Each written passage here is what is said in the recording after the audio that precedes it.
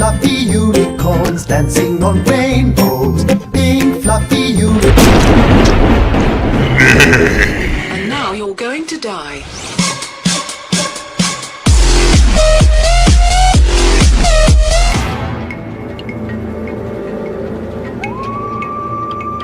Hello, my fellow hunters, then it's time to talk about the psychopath, the murderous death pony who spends his entire time pretending to be calm, relaxed, peaceful, when in secret he spends his evenings plotting, planning the most painful way to rip off your head and send thunder down the stump. But also, he does really find all life to be sacred. So, like, he's a complex individual, and it depends. It depends on his mood at the moment, really. Kirin is a mystery. He is an enigma. He arrives in the blink of an eye and is gone in much the same. Researching him is nigh impossible, a specimen yet to be acquired. What little we know is from brief observations in the field, but needless to say, it is a beautiful beast.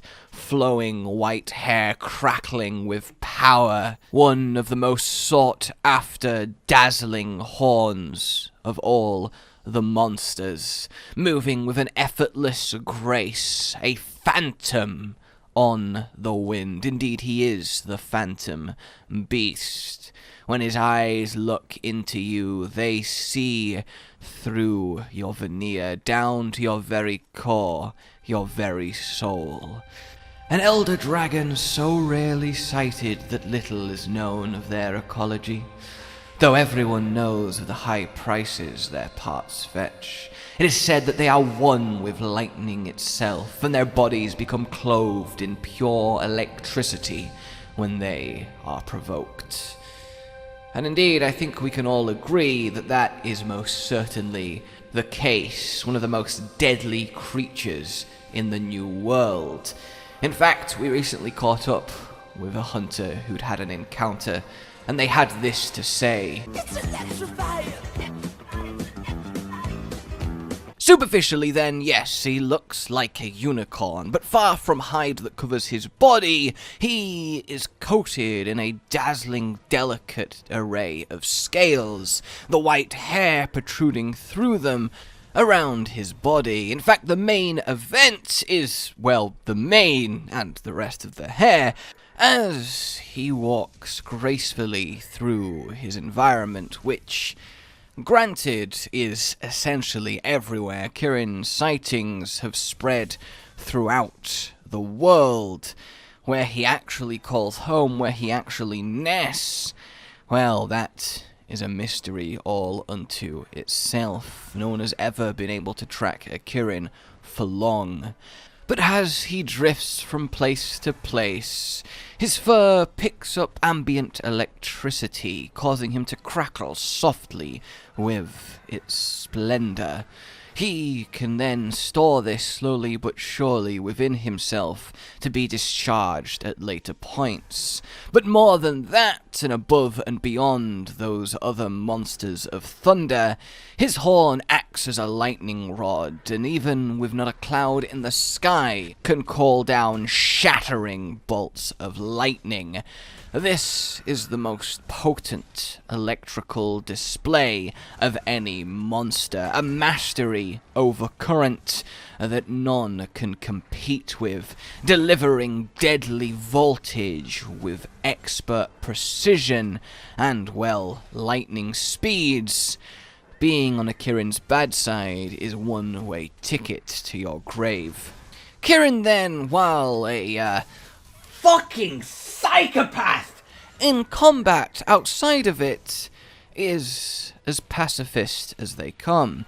He will not even bend a blade of grass he walks upon. He will not disturb a branch that he passes, or bend a leaf out of place.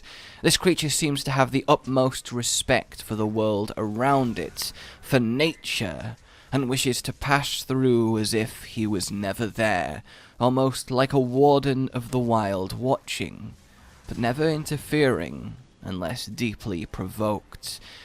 Capable of moving at incredible speeds, it is this that gives him the reputation of being one with lightning, crossing great distances in the blink of an eye, moving at hundreds of meters per second, able to skip along the surface of water as if it was simply hard ground. We do have a dramatic reenactment of how Kirin made it to the new world.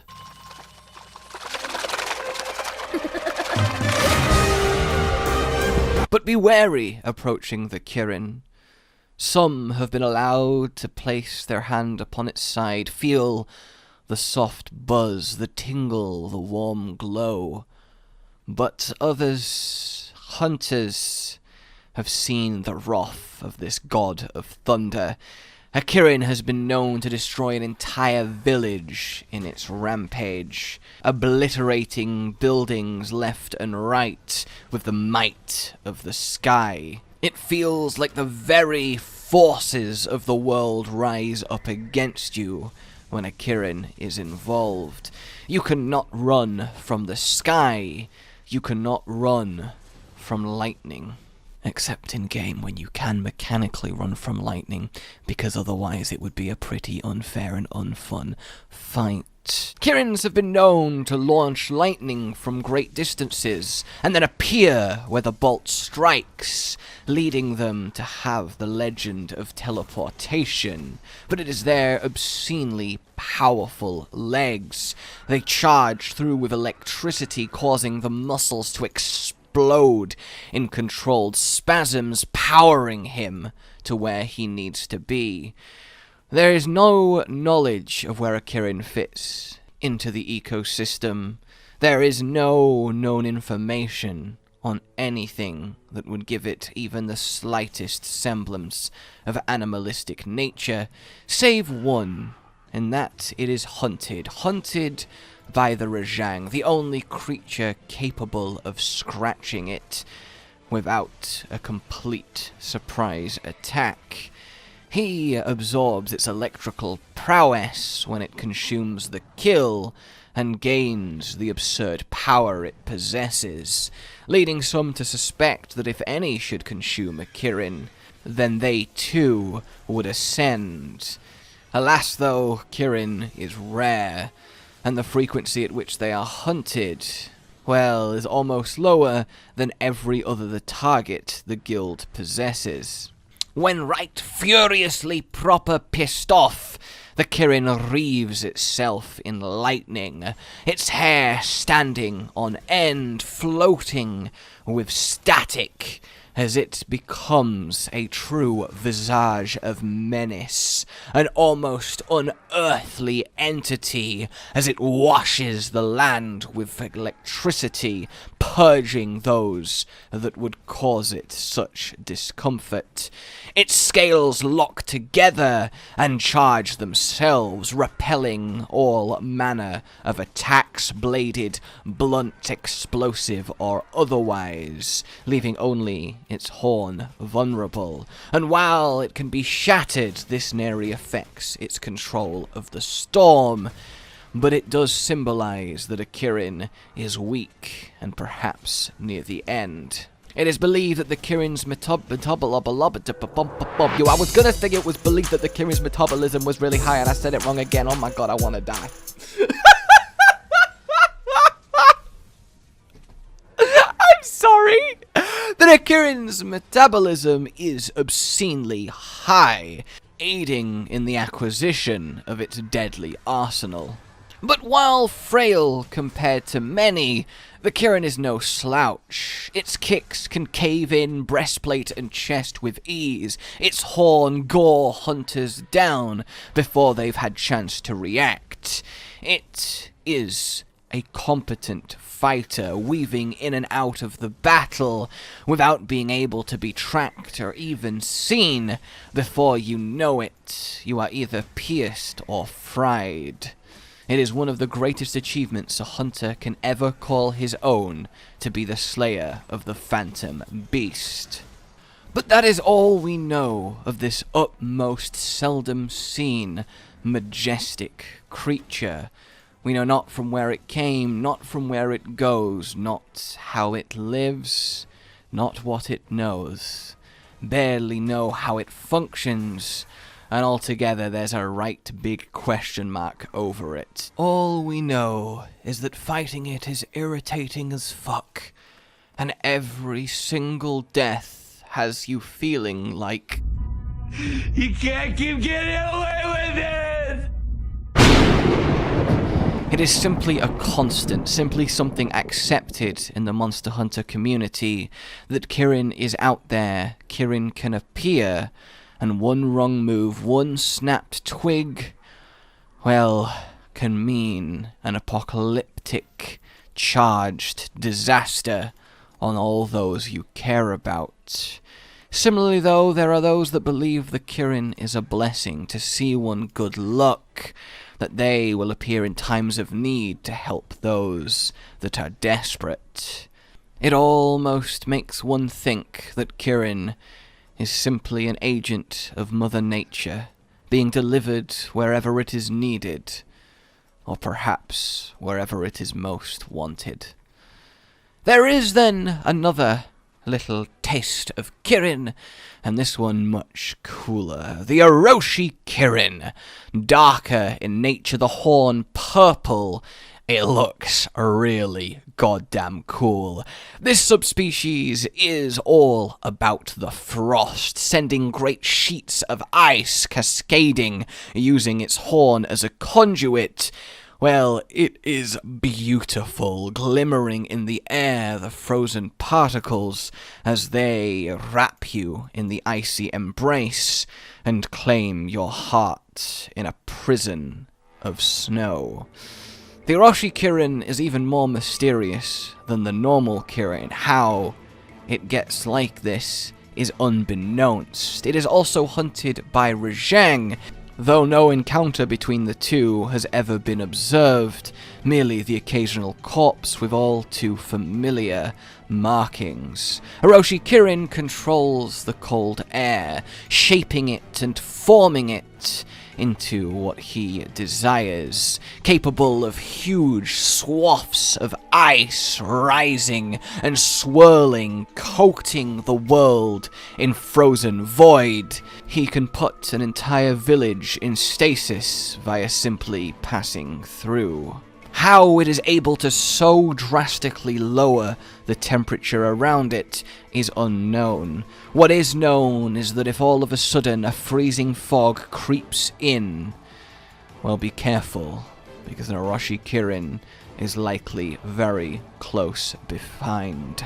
Some have even reported in brief encounters that they felt the very insides of their body start to cool, almost like Orochi is capable of freezing a living creature from the inside out. His deadliness is of the utmost potential, but he's even rarer than normal. On one hand can be counted the confirmed sightings. Indeed, Orochi is supposed to be coming to World, along with Elatrion, the two monsters on the leak list that we've not seen. And with Nergigante Arch-Tempered being the final update, well, it seems we're not going to get them to Iceborne, but it would also make sense, though, that these two, well, paragons of ice do appear in Iceborne. But then it would be interesting that they were on the leak list, so maybe a change of plans. Either way, we obviously already have Kirin. It's a fabulous monster. It is beautiful. The visual fidelity is stunning while fighting it. It is an experience and a half. Granted, a lot of that experience, at least initially, for a lot of people, is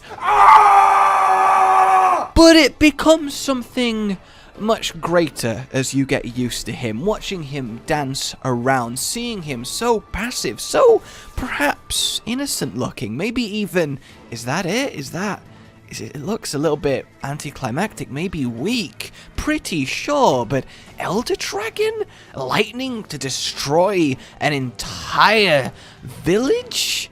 No. And then you engage it and it's like a switch is flipped, a transformation, a relentless onslaught that has your heart beating with such intensity. I have a special place in my heart for Kirin, I really do, after he spent most of his time ripping mine out in my early Monster Hunter years. So as we have him, and we're more than likely going to get Orochi, there's not much to discuss. It's implemented, and I'm just excited more than anything to see the beautiful ice attacks of Orochi be translated into World. It would be, well, hopefully is going to be, simply, absolutely divine. So there you go, guys, that is Kirin. Please let me know what you think of him. If you are a World player only, from your experiences there, I do think he's a much better fight in World. I really, in the old games, he's a lot more obnoxious, and he has a few more interesting mechanics going for him, and he's just a lot more engaging, and I really appreciate it. The higher kind of mobility and fluidity of gameplay in World makes a fight like Kirin infinitely much more enjoyable. But I would love your thoughts on it. Let me know who you would like to lore next. And for now, my name has been Josh. Like you've enjoyed this, subscribe for more. A goodbye.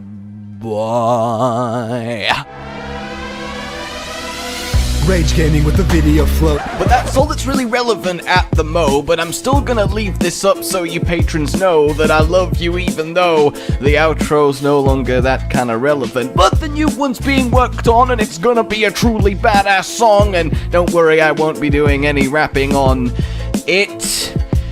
I'm gonna go now. This was shit.